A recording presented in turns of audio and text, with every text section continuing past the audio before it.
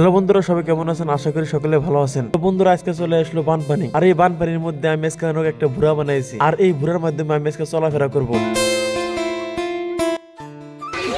দেখেন,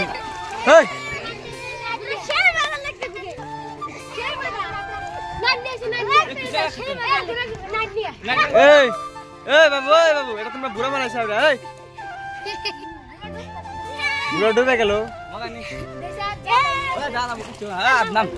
বাবা দেখেন, এটা ওরা বুড়া বানাইছে। আর মরার বুদ্ধি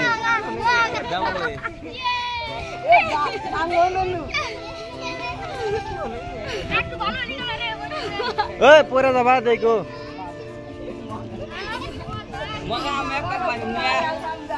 বুড়া মধ্যে চড়া মানে আচার খাওয়া কি কথা।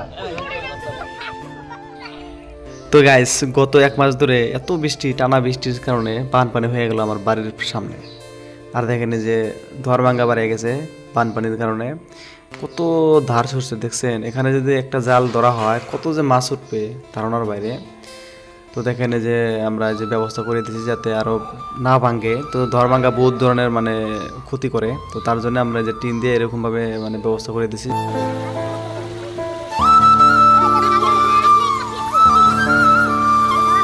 বন্ধুরা, ফাইনালি এসে পড়লাম। আমার দোকানটা হয়েছে